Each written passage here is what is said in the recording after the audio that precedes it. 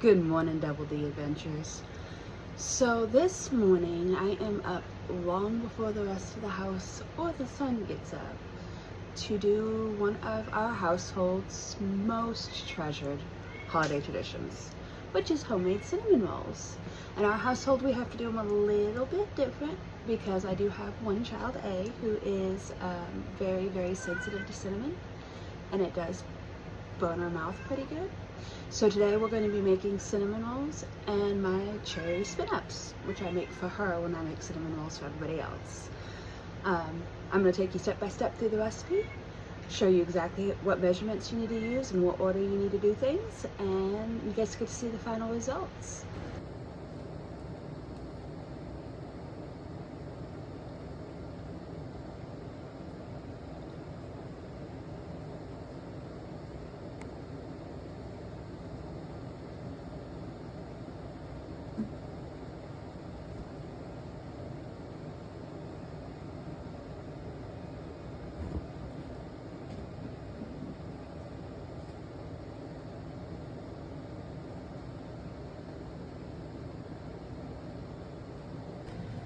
Alright, this morning I have my youngest helper with me.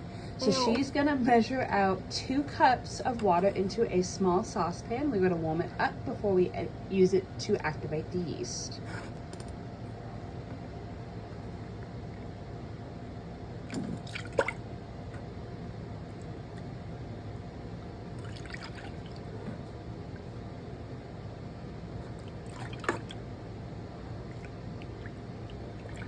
And we are using a 1/2 cup measure.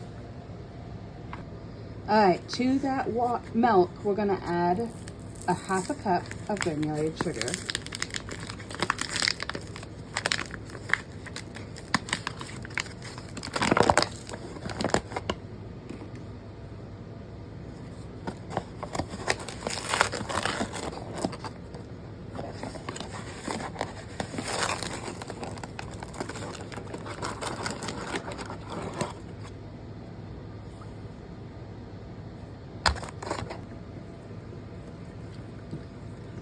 All right, we're gonna go put this on the stove on low heat and warm it up just until the sugar begins to dissolve.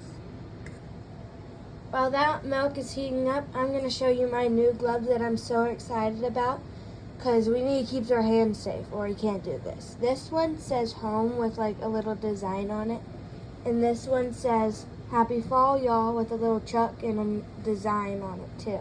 It's really cute. And we caught them on sale for 50 cents each. These are the same prices as the other ones, but these are my mom's and she's happy about them. This one are like a base reddish brown color with hot chocolate and flowers and pumpkins on it. Super cute. Salt. And then this one has a cute little pumpkin design with a base orange color and a little flag. And make sure that someone's stirring the pot at all times. Okay, guys, we're gonna do 4.5 teaspoons of yeast into the bowl. You want it into the bowl. Make sure that you brought out your eggs if you haven't already, because they need to be at room temp. Anyway, you need your milk to, if you have a thermometer, to be 110, but if you don't, it needs to be hot enough where it doesn't burn your finger and the sugar is just a little dissolved. We want to make sure we don't kill the yeast by putting it in too hot of a liquid. Okay, guys. Make sure that you have pure vanilla extract instead of imitation vanilla extract? Yeah, because if you have imitation vanilla extract, then it's going to taste very alcohol-y, and that's not good in cinnamon rolls. I'm going to go ahead and attach that whisk attachment to your mixer. There you go. With the bowl in there for the milk when it gets ready. All right, so our milk is now warm enough, like we said. If your hands are clean, mine are clean, I promise. If you can stick your finger in and it doesn't burn, and the sugar's dissolved, it's about the right temperature. We've got the yeast in the bowl ready. I am gonna go ahead and put the mixer on and start the mixer as I drizzle the milk in. I'm gonna give it a good stir. Once it's all together, we're gonna completely stop the mixer and it's gonna sit for the next 5-10 minutes until I start seeing some magic happen, and then I'll come back and let you guys know.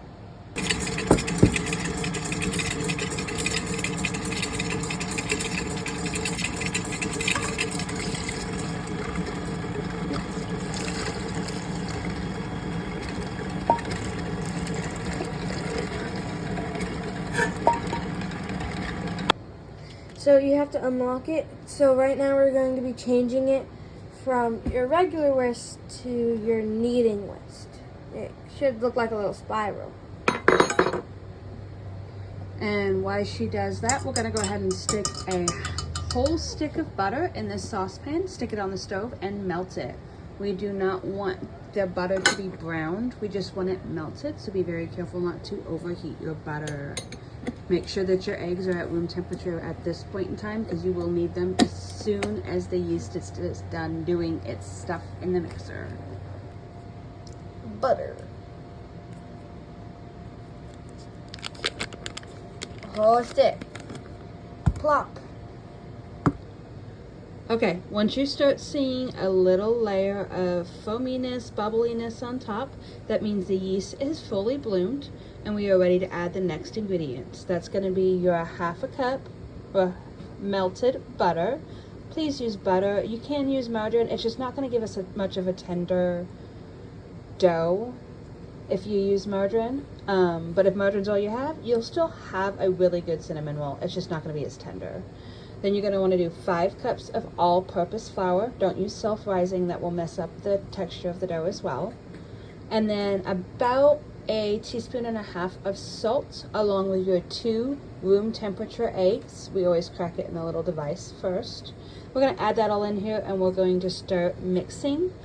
Once we've got it mixing, if it still looks super messy and sticky and like really sticking to the sides, sticking to your fingers super bad if you try to touch it, you can add a little bit more flour. Everybody's going to have a different amount, but it usually ranges between 6 or 7 cups of flour that I end up using while making this recipe. And some of that is also for the counter, because I knead on the counter. I do not use the machine to completely knead the dough. And I'll explain about that later. Okay guys, y'all need a bowl that needs to be like other than the bowl that you're mixing in, because it needs to rise. It needs to be greased. You're going to knead it after you're done kneading the dough. And the dough kneading takes anywhere between 5 to 7 minutes once you start mixing it together. So we usually like to have it on standby while we're getting ready to do this, because it's a pretty quick process once you're done kneading into this, covered, and then it rises. So you're gonna put the butter on first, babe? Into here? Yep, go ahead and put it in there. Just be careful not to spill it everywhere. Yeah, you can do it that way, that's fine. Okay, perfect. We'll get those eggs cracked next. All right, we're gonna drop that in there. We don't want to hit right here on the corner of any bowl with an eggshell, because what can happen is when you're cracking your egg, you can shove eggshells up into the egg and it won't be as such a clean and sanitary thing. It's also why you want to go ahead and do it in a bowl before you put it right in here, because if you get an eggshell in here, I promise you it's going to be impossible to find. Put it in another container first. All right, let's get the second egg in there.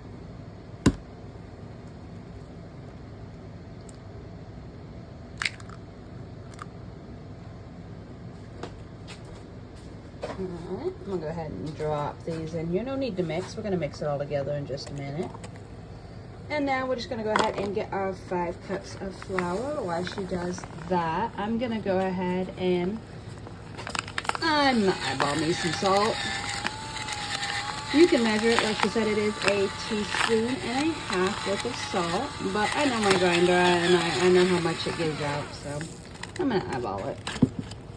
And we're gonna continue to use that half a cup measure. It just makes it easier. She's still learning fractions and how to add things together, so it's good math practice.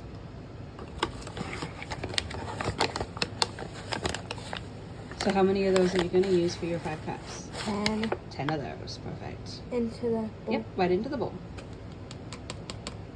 We'll go ahead and come back when we're ready to start mixing. Alrighty, so we mixed the dough. We didn't have to end up using any more than 5 cups, which is completely fine. So just take your finger and poke it. It's still kind of sticky, so it still comes back up with me, but it's not sticking to my hand super bad. We're gonna go ahead and flop that on our lovely pre-made floured surface. Sending some love, I see. We're gonna go ahead and knead it by hand from anywhere from 5 to 7 minutes. If you want to continue to knead it in your mixer, it's gonna only be about 2 or 3 minutes. I'll show you the consistency we're looking for at the end. If you're kneading it by hand, it's kind of a trial and error. You'll have to knead it and figure out how your hands feel with the dough to get the best consistency. Alrighty. Now I am making this for a family of 4, but I'm also sharing with my neighbors. So if you need to shrink it or grow it, it's completely up with you. But I am gonna go ahead and start kneading just back and forth. You can add a little flour if needed, but for the most part, you should want to try to get less flour on this by the end of the kneading cycle. All right, so my dough has reached the right consistency. You can start seeing a little bit of bubbles going through it, and if I poke it, it kind of bounces itself back up. That's a good sign. It's got plenty of gluten in it. I just took it and folded it under, so I made a nice round top. We're gonna go ahead and place that in our previously mentioned bowl. Alrighty, so we plopped it in this bowl. We're gonna go ahead and cover and let it rise for 1 hour or until it doubles in size. In our case, it's probably gonna fill this entire yellow bowl. But we will meet you guys back here whenever it has doubled in size. Bye. Alright, as I said, our dough has risen. So we're gonna go ahead and punch it down, and we'll go ahead and flip it out onto a very lightly floured surface.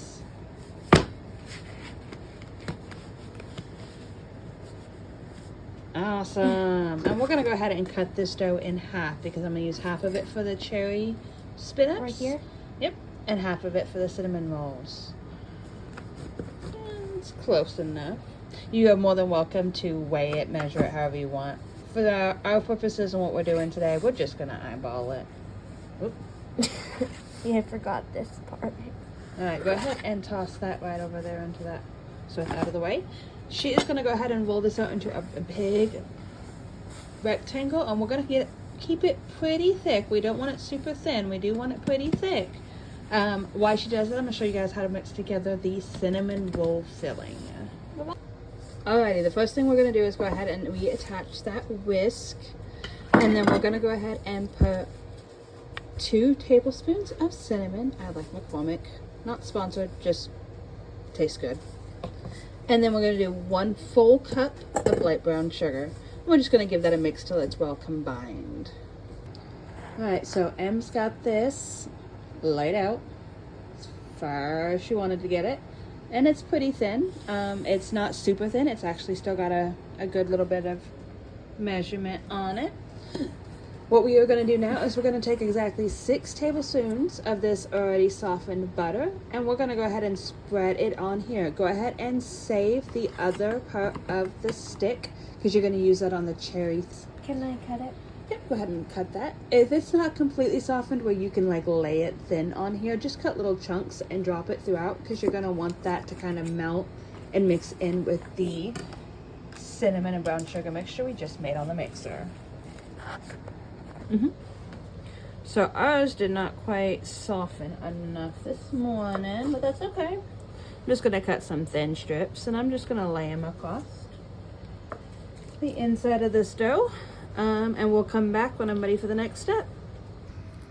our butter wasn't completely softened, so we did it in clumps like my mom said before, but we got to talking and it started, it softened, and so now we're spreading it out.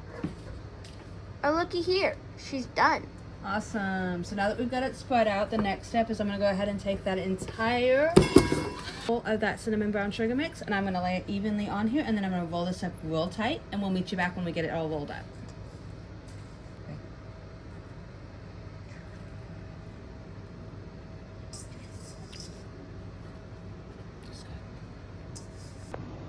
Alright, now I've got this nice and rolled up. I went ahead and sealed the ends and tucked them under.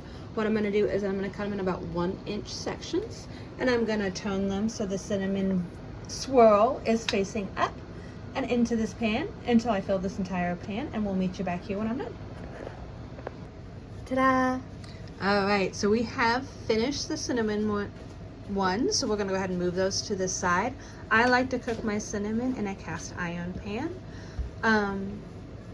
For our cherry spin-ups, we will put those in a glass 13x9 pan. We'll do the same procedure. You're free to do any kind of pie filling you want. You can make your homemade kind. We just bought some store brand cherry pie filling. Nothing special this time, but you are more than welcome to make them from scratch. And one of these times I might show you how I would typically make it from scratch. Once we've got them both completely rolled and in their pans, we will cover and let them rise for about 45 minutes until they double in size again. Before they are finished rising, you want to go ahead and preheat your oven, and you are going to want to warm up about 1.5 cups of heavy whipping cream, just very slightly warm. Does not have to be hot. We do not want it boiled, and we do not want it scorched. So make sure that you're stirring it often as you warm it up. And I'll go ahead and put the temperature that you need to preheat the oven to on the screen. Once the oven's preheated, you'll pop these in for, once again, I'll put the time on the screen, and we'll come back when we're making the icing for both types. Alright, so this is the cherry spin-ups that I'm doing. I did want to go ahead and let you guys know that I am only using about 2 tablespoons of butter instead of the 6 tablespoons that we used in the cinnamon roll on this step. So in total for both recipes, you are only going to need 1 stick of butter. So you'll use 6 tablespoons on the cinnamon roll, and the remaining 2 tablespoons you'll use on the cherry spin-ups. And boom! Boom! Look, they're done. Magic. These ones are going to rise just like the other ones for about 45 minutes till they double in size. I know they look a little sad right now, but I promise they're going to be good. Okay, you guys, so I'm making buttercream frosting. So you'll need 1 cup of butter, but that's also 2 sticks of butter. Make sure that's softened. Yeah, softened butter. Then you'll need 3 cups powdered sugar. Any old powdered sugar will work. You'll need 2 to 3 tablespoons of heavy whipping cream. It depends if you want your frosting more like runny or more thick.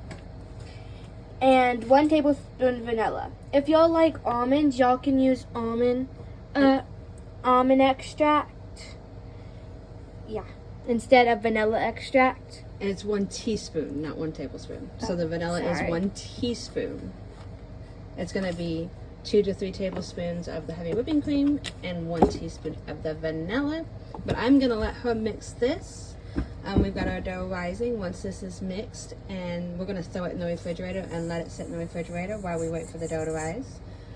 We will make the cream cheese frosting next. I want that one. Alright, so these are our cinnamon rolls. They have now doubled in size.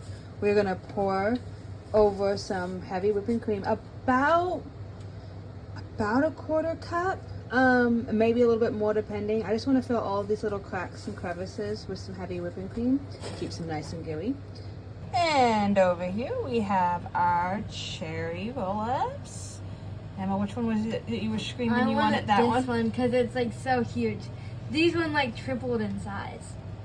And these ones are quite big. They were as tight as I was rolling them because they had the huge cherries in them. If you don't want the huge cherries, you can put it in a food processor and make it more like a jelly. You can fill it full of jelly, but I am also going to put about a 1/4 cup of heavy cream across these as well. Okay guys, so that's what it should look like to make sure it looks really good, but I wouldn't eat it right now because it's like raw. Here. So the cherries over here, they look, I don't know how to explain it. It looks like there's milk in it. Alrighty. So what I failed to tell y'all last time is if you wanted to do the recipe the night before, you could do everything up to the second rise before sticking in the fridge. So you'll roll it out, you'll put your filling in, you'll cut it out, you'll put it in your greased pans, and you'll stick it in the fridge, and it can stay in the fridge anywhere from a couple hours to overnight. Then you'll just pull it out about 30 minutes before you want to start cooking it and put that heavy whipping cream on it before throwing it in the oven. But now we are going to make the cream cheese frosting. So for this you're going to need about 2 teaspoons of your vanilla extract. You're going to need about 1 to 3 tablespoons worth of heavy whipping cream, kind of depending on how thick you want it. You're going to need a whopping 2 cups of this powdered sugar. You always just buy a whole one of these when you're making this recipe. You're going to need 8 ounces of softened cream cheese. This is just what we had was the best choice, but you can really use anything. Philadelphia is pretty good. And then you're going to need 1 stick of softened butter as well. I'm going to put it all in here, mixed together, and then I'll show you what it looks like when it's finished. And we'll also show you the buttercream that Emma made all by herself. And then we'll frost in each plate and pass them out and see how they look. And that is my cream cheese frosting. I know there's still a little bit of powdered sugar on the side. I'm not worried about it. I probably won't use this entire container. But if my daughter has her way, she will probably try to eat the whole bowl. And over here we have the buttercream frosting she made. It is very stiff, but we wanted it stiff because once it hits that hot cherry, it's going to want to melt and get in all the crepes. So we wanted hers very thick, but we wanted mine kind of smooth. Get your finger out of the frosting.